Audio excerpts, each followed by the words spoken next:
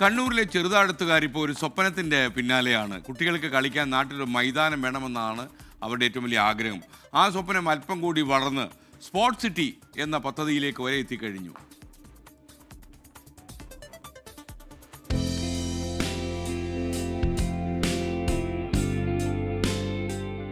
സീസണായാൽ കൃഷിയിറക്കുന്ന ഈ വയൽ മാത്രമാണ് കുട്ടികൾക്ക് കളിക്കാനുള്ള ഏക ഇടം.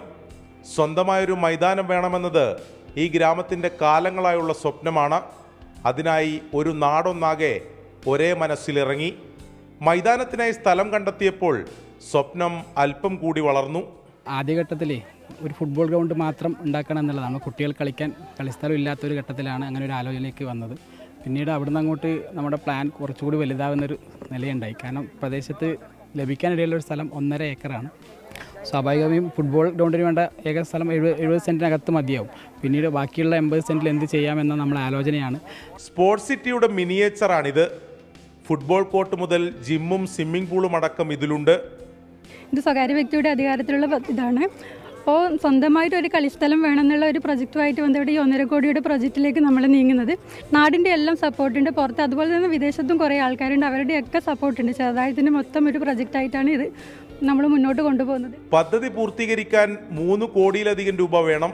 പണം കണ്ടെത്താൻ എന്തു ചെയ്യും? അതിനും ഈ നാടിന് ഉത്തരമുണ്ട്.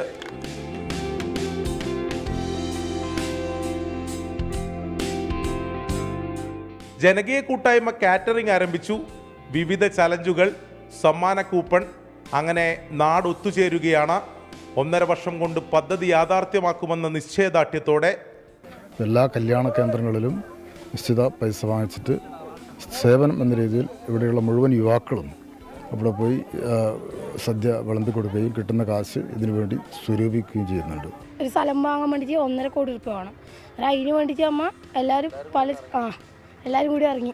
അത് നമ്മ പിള്ളേരെ വക ബത്തക്കോളം വിൽക്കുന്നുണ്ട്. ബത്തക്കോളം വിറ്റിട്ട് പൈസയ്ക്ക് ചേട്ടന്മാർക്ക് കൊടുക്കും, ഗ്രൗണ്ട് ആക്കും. അതുറപ്പാണ്.